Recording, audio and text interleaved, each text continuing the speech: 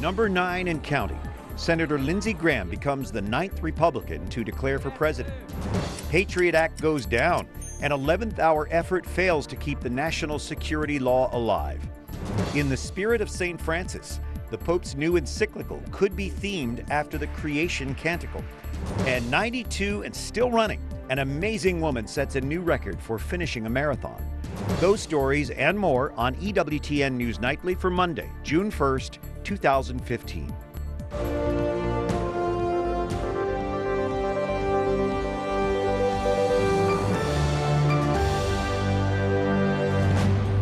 Good evening from Washington. Thanks for joining us. I'm Bryan Patrick with your news now. The GOP field of presidential hopefuls grows again. South Carolina Senator Lindsey Graham announces his presidential bid from his hometown today. Susanne LaFrankie is at the White House with more. Senator Graham is the 9th Republican to throw his hat into the ring. The 59-year-old served 4 terms in the House and has been in the Senate since 2003. Today, the foreign policy hawk focused on national security.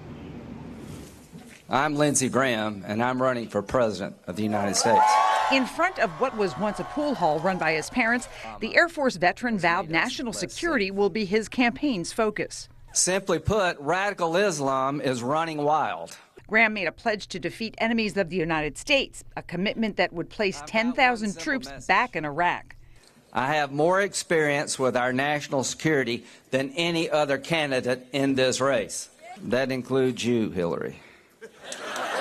We talked to the senator recently after the U.S. sent aircraft carriers off the coast of Yemen to deter Iran. Do you see this as a standoff? Is this going to escalate? What's your feeling? I see this as a potential Sunni-Shia conflict. He's joined with Democrats on some contentious votes in the Senate.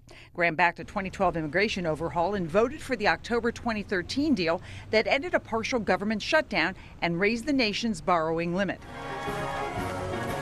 Although he is single, his sister Darlene says her brother is a devout family man. He raised her after their parents died when he was just 21.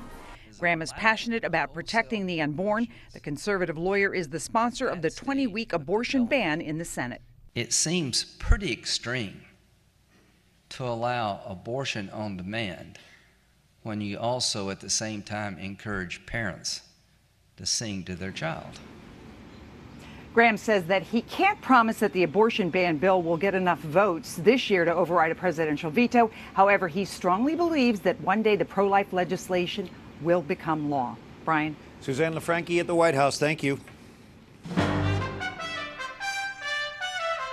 And some of the other stories our EWTN News Nightly team has been covering in today's world.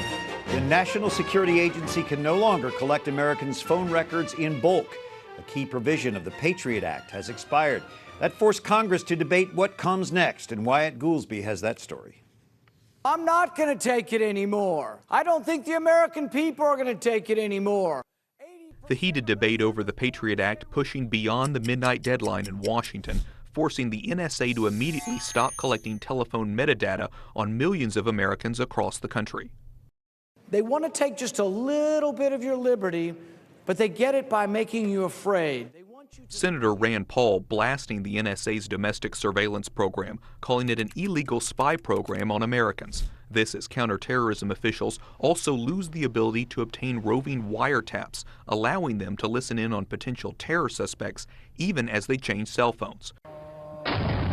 With the advancement of ISIS across the Middle East, some senators say this program is needed now more than ever. Isn't this program as critical as it's ever been since its inception, given the fact that the Middle East is literally on fire and we are losing everywhere? The NSA's authority will likely be restored as early as Wednesday, when Republican leadership aides expect a final vote on the compromise bill, the USA Freedom Act. The bill amends the Patriot Act, requiring a specific targeted warrant to obtain any call records from telecommunications companies. Democratic Senate Minority Leader Harry Reid blaming his Republican counterpart Mitch McConnell for not having a plan. After an about-face, Majority Leader McConnell, who had wanted to renew the Patriot Act as is, now says passing the compromise bill is the only realistic way forward.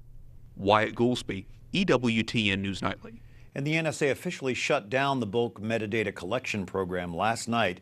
That decision was made to shut it down early to ensure that all procedures were in place before the midnight deadline. We have Mollie Hemingway from The Federalist with us. She's a senior editor there. And Mollie, Rand Paul speaking out very, very forcefully. Does he have support? Well, he certainly has quite a few enemies within his own party on this issue of surveillance, but he's been getting a lot of credit when actually there are many other senators and members of Congress who have been working with him as well. People like James Sensenbrenner, who authored and worked on that USA Freedom Act. Senator Mike Lee, Senator Wyden from Oregon has been working on these issues for a long time. So Rand Paul is maybe the most prominent face with this movement, but there are many other people working on it as well. And he's getting a lot of face time out of it. Right. What do we know about the NSA program? Well, it's interesting because a lot of what we know, of course, from Edward Snowden leaking information about the program. A lot of this supposed to be secret. A lot of this was classified, and that's how we learned about these mass collections of cell phone records. Although Senator Wyden, again, had been trying to let us know about it. He would ask questions of intelligence agency heads, and they lied about it in Congress, which is troubling for a lot of people. So it's not just about what we do know. It's also that Senator Wyden has said that there's a lot that we still don't know, and he's keeping his vow to keep these things secret, but he's a little concerned as well. Let's turn to politics now. Lindsey Graham announced today, so this field keeps getting bigger and bigger. How do you think the media should divvy up its coverage of all these candidates? People are really complaining about this in the media, but to me it seems just like a great journalistic opportunity. Finally, you have real debates, in one party at least, over substantive issues like education. You have people who support Common Core, people who are opposed to it. You have people like Rand Paul who have very different views on surveillance from Lindsey Graham. You have, pretty much any issue that you care about, you have a candidate who's representing you. Mm-hmm. So I wish journalists would just enjoy this moment and use these different candidates as fun ways to talk about different policy views. Because there are so many Republican candidates and really just one on the other side, isn't the Republican ticket getting a whole lot more exposure than Hillary Clinton? Yeah, it's very dramatically different between the two sides. But Hillary Clinton is not facing the same types of questions that Republican candidates are. And so a lot of people are focusing instead on problems with the Clinton Foundation, which I think for many years we thought of as simply a global health charitable group. And now there are many questions about who was funding the operation, what they got in exchange for the funds, not just from Hillary Clinton's time as Secretary of State, but work that her husband did while he was with the foundation. And so she's not getting a lot of favorable policy coverage at this time. There's a lot of money involved, isn't there? It's a tremendous amount of money, and it's a tremendous number of different foreign countries that were involved, big donors. And when you follow the path of some of these people and how they contributed to the Clinton Foundation, and then they ended up getting deals on extracting oil from the Ukraine or whatnot, it's a lot for journalists to dig into.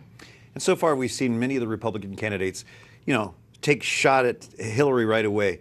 When does this race go from that to them trying to whittle away at each other? Well, you're already seeing a little bit of that. You've seen some sniping between the candidates, and I think Lindsey Graham has entered the race precisely so he can just talk about issues and where he disagrees with Senator Rand Paul. But I think Republican voters are most interested in seeing who can take on Hillary Clinton as opposed to who can defeat another Republican. So we will see a lot in the debates to come, and of course there are many candidates that are expected to announce before the first round of debates. So we'll have plenty of opportunity to see where they disagree at that point. So we'll have you back. We always love seeing you, Mollie Hemingway with The Federalist. Thank you. Thanks a lot.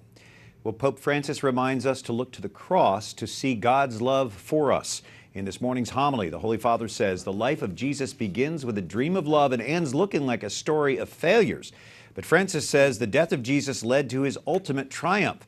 The Pope emphasizing our path to redemption is a difficult one and marked by failure, but we can't forget the cross where failure is turned upside down. Well, it is now June, the month Pope Francis is expected to release his new encyclical or papal letter on the environment. Our Rome correspondent Alan Holdren joins us. And Alan, what have you learned about the encyclical? Bryan, we know that the name of this encyclical will likely be Laudato Si, which means praise be to you.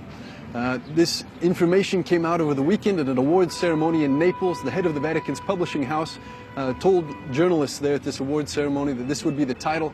It takes a line from St. Francis' Canticle to Creatures, in which he praises God for the creation that he's made. This is what Pope Francis wants to do with this encyclical, is speak about creation, about its protection, and about what he calls human ecology. Bryan? All right. Alan Holdren in Rome. Thank you, Alan. Israeli police say they forcibly removed dozens of Jewish protesters today from the site of the Last Supper. They were trying to prevent a Christian service from taking place there. This is the same site where Pope Francis celebrated Mass last year. Christians revere this as the upper room where Jesus celebrated the Last Supper. Jews hold the site sacred as the tomb of King David. The Vatican is lobbying Israel for more access, which fundamentalist Jews oppose. France and Germany oppose a European Union proposal to take in 40,000 Syrian and Eritrean refugees over the next 2 years.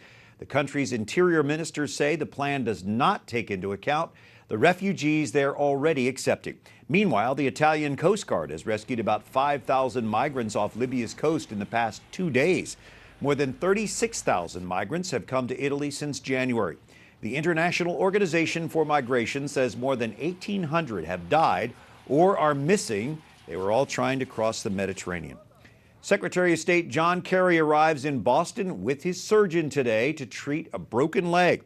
Kerry fractured his right femur yesterday. He hit a curb and fell during a bicycle outing near Geneva, Switzerland. The 71-year-old never lost consciousness and is said to be in great spirits. Cycling has become a regular occurrence on Kerry's trips. A long rehabilitation could, though, hamper several diplomatic projects. And Vice President Joe Biden loses his son at age 46. Beau Biden died Saturday, less than 2 years after he was diagnosed with brain cancer.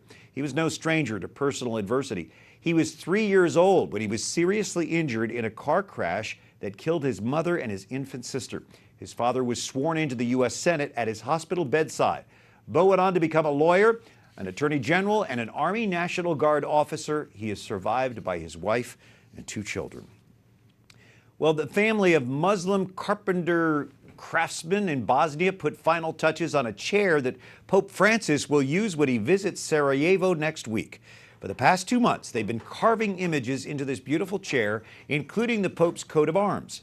Bosnia's cathedral and the phrase, "Peace be with you," are also engraved in the chair. Many Bosnians of different faiths perceive Francis as a champion of interfaith cooperation and peace.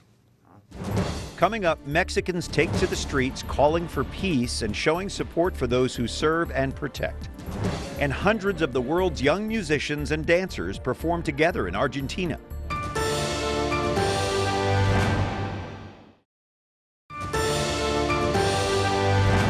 Today, June 1st, marks the feast of St. Justin Martyr. Born in Samaria, he converted to Christianity after witnessing the faith of other martyrs. He was beheaded in 165 AD. Thanks for joining us on this Monday evening. I'm Bryan Patrick. The Supreme Court sides with a Muslim woman who didn't get hired after wearing a hijab or headscarf to a job interview. Jason Calvi reports from the High Court tonight. Jason? Bryan, it was an 8-1 decision today. The decision strengthens civil rights protections for employees and job applicants who need special treatment because of their faith. Samantha Eloff applied for a job with Abercrombie Kids 7 years ago. But her headscarf violated the company's dress code, and she wasn't hired. The head covering and her religion did not come up during the job interview. And that was the debate. Did she need to ask for an accommodation? The justices now say the retail store at least suspected she wore a headscarf for religious reasons, and that's enough. Eloff spoke with me outside the courtroom on the day of the oral arguments in February. It's very overwhelming, but it's exciting to see it actually go to the Supreme Court. A jury originally awarded Eloff $20,000, but the appeals court threw out the award. Now that the High Court has ruled, the case goes back to the appeals court. Justice Antonin Scalia wrote the majority opinion for the court. Justice Clarence Thomas was the only one siding against the woman. Abercrombie has since changed their policy on headscarves. Bryan? Jason Calvi at the Supreme Court. Thank you, Jason. And protesters take to the streets of Mexico City in support of the country's military and federal forces. About 1,000 people carrying banners and waving Mexican flags attended yesterday's march. There were men on horseback wearing traditional charro outfits joining the demonstration. This comes as some target security services for alleged human rights violations.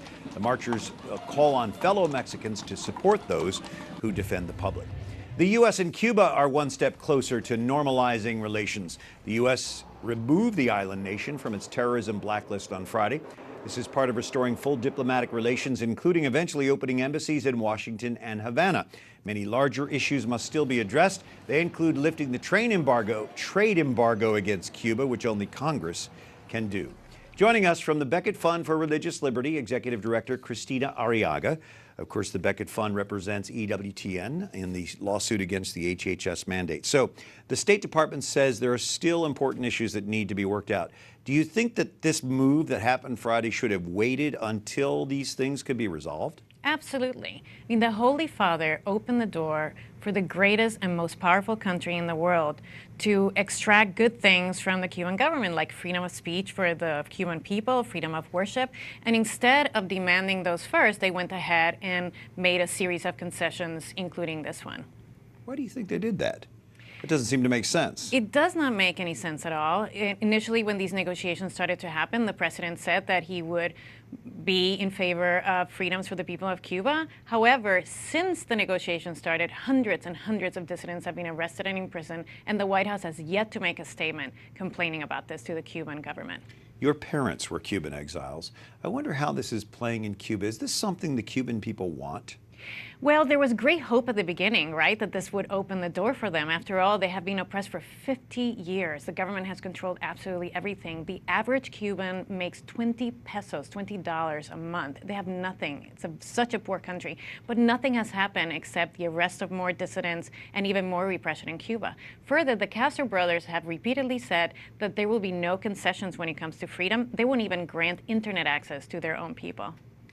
So as we look at this moving forward, the trade embargo is really in the hands of Congress. How important is that toward actually normalizing relations, and do you see that happening?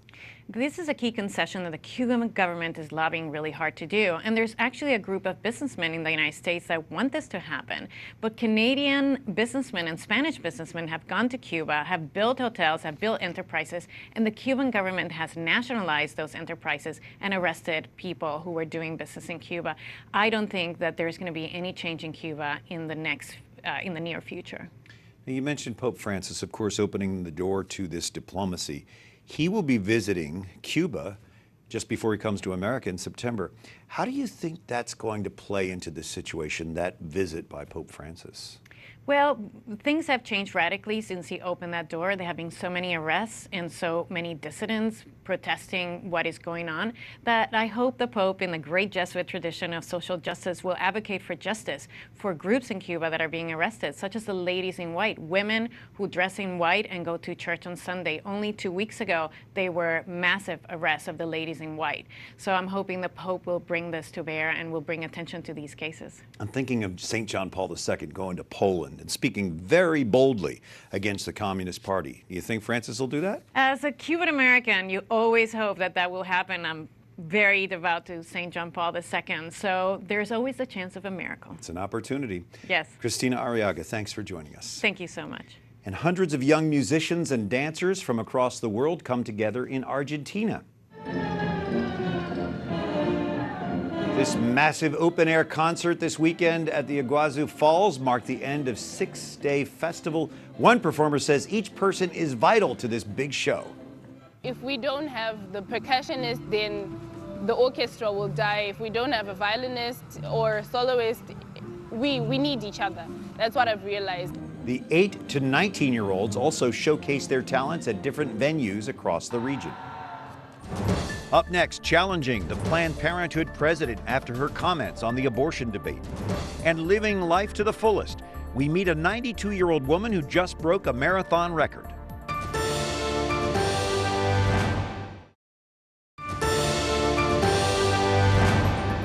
Lord, grant us the awesome gift of meeting you. What a beautiful tweet from Pope Francis this weekend. Thanks for joining us on this Monday evening. I'm Bryan Patrick, and welcome to June the 1st. The president of Planned Parenthood says our nation needs to have an authentic public dialogue about abortion.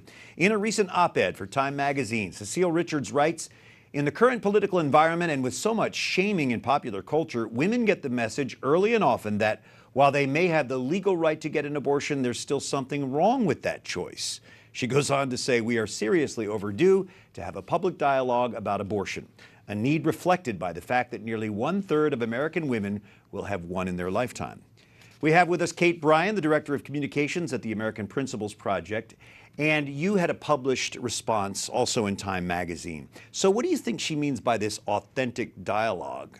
I've never heard an authentic dialogue out of Planned Parenthood. Yeah, well, I think it's great. I think it's great that she framed it that way, because I'd love to know from her, you know, what she thinks is an authentic public dialogue on abortion.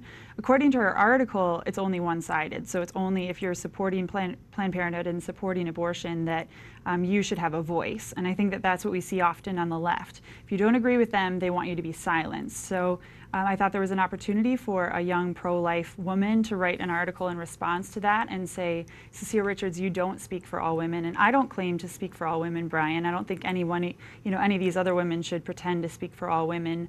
But just that there needs to be a public dialogue and all sides of the story need to be put forward. Do you think that she would be open to a really authentic dialogue about this and allow the pro-life stance to speak out about the truth here? I'd love if she would. I would love if she would put forward, you know, some sort of dialogue or discussion, a conference of women on both sides of the aisle. Everything that Planned Parenthood does and the National Organization for Women or all these other pro-abortion organizations, they only put forward one side of the dialogue. And I think one thing that makes America so great is we believe that everyone has the freedom to speak their mind and to speak out what they believe. And I think on the abortion issue, there's a reason why everyone believes what they believe. And whether they're man or woman or whatever, there's a reason why they believe what they believe. And so we need to put those different sides of the story forward. I think the confusion surrounds legal and right. You know, people, just because something's legal doesn't make it right. Right, exactly. And now with technology and everything else that we've seen over the past couple of years specifically, it's changing the dialogue, it's changing the debate, and I think that pro-lifers are really winning on this issue because there is technology, and we can see actually that there is a child, and we know about that the child feels pain. There was the 20-week abortion ban bill that was put forward that I know you covered here. So, you know, there are discussions that are happening, but Cecile Richards needs to step forward, and if she really wants to have a dialogue, let's show both sides of the story. But they argue that abortion empowers women, and anybody who's against it is involved in the war on women. How do you respond to that? How do you react? Yeah, well, there's nothing that's empowering about abortion for women, and you see that, you know, if you even just start thinking about what would be empowering to women, the things that are most empowering to women in this day and age are things that, you know, they have opportunities to have, you know, the same jobs as men, or you know, they have opportunities to be a mother and stay at home if that's what they want. And Carly Fiorina is speaking about that a lot lately. Is, you know, that women should have all sorts of opportunities, but abortion doesn't solve anything. You know, it really kind of puts women through more difficulties. We have two stories of empowering women coming right up. Kate Bryan with American Principles Project, thanks for being with us. Thank you so much. So a 92-year-old cancer survivor sets a new record Sunday. 92, she becomes the oldest woman to finish a marathon. Harriet Thompson of Charlotte, North Carolina completed San Diego's Rock and Roll Marathon in 7 hours, 24 minutes, 36 seconds. Recently widowed, Thompson says her late husband's illness and an illness of her own made training difficult. She began running marathons in her 70s after a member of her church approached her about being a sponsor for a marathon. And yet another opportunity tonight to celebrate the gift of life. Adeline Grace Arlinghouse came into the world this afternoon at St. Elizabeth Hospital in Edgewood, Kentucky, the youngest of my 8 grandchildren, the daughter of my youngest daughter, Dr. Angela Arlinghouse, and her husband, Ryan. Adeline Grace arrived a month early. She weighs 5 pounds, 10 ounces, 19.4 inches long. Mom and baby are well, and tonight she's getting to know her 2 big brothers, Roman and Wyatt. Congratulations to a beautiful family. So until tomorrow, for the EWTN News Nightly team, I'm Bryan Patrick, as we leave you tonight with hundreds of special kids meeting with Pope Francis. 600 children of penitentiary prisoners arrived on the children's train. The Pope telling them, never stop dreaming. You can fly with your dreams.